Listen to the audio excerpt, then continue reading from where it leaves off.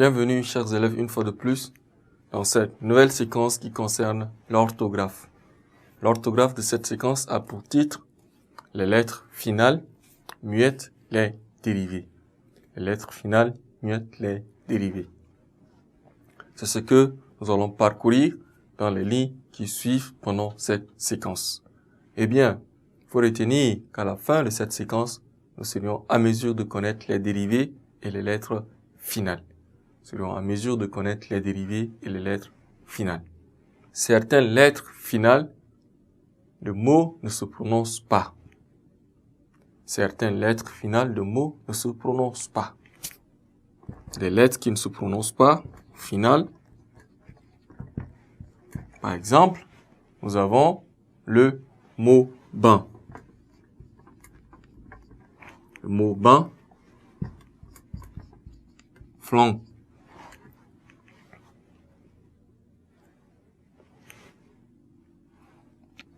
Ça, ce sont les mots, les lettres finales qui ne se prononcent pas, à savoir la lettre C. Dans cet exemple, nous écrivons bon avec C.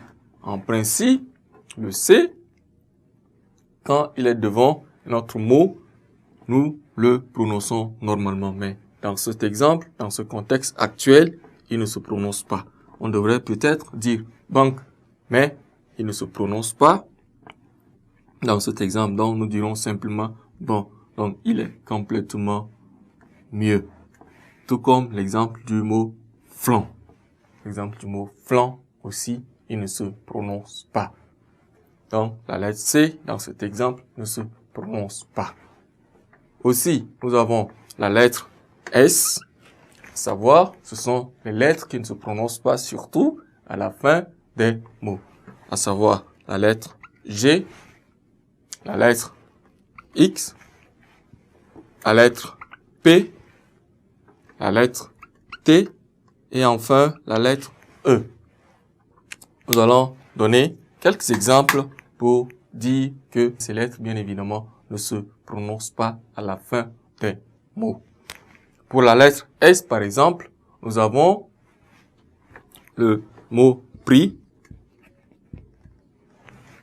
Nous avons le mot ra.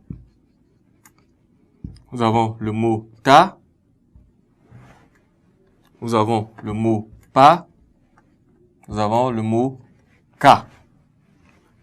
Donc, nous voyons ici, dans ces exemples, la lettre S à la fin de tous ces mots, mais il ne se prononce pas. Ensuite, pour la lettre G, nous avons le mot rang. Nous avons le mot sans.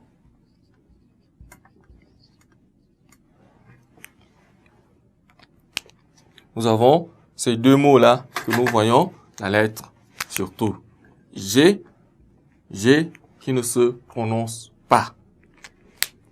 Aussi, nous avons, pour l'exemple de la lettre X, nous avons le mot prix. Nous avons le mot noix. Nous avons le mot bijoux. Donc, ce sont quelques exemples que nous pourrions dire que la lettre X ne se prononce pas aussi. Ensuite, nous avons la lettre P. La lettre P que nous pourrions donner comme exemple dans le mot galope, trop,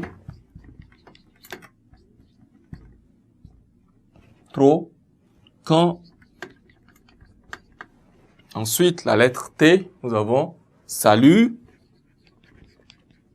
au, et enfin, dans la lettre E, nous avons le mot folie, velu. Donc, nous voyons dans ces exemples-là que ces lettres ne se prononcent pas à la fin des mots. Ainsi, chers élèves, une fois de plus, merci pour votre aimable attention pendant cette séquence. des lettres finales muettes, les dérivés. Ne quittez pas, restons ensemble pour une nouvelle séquence.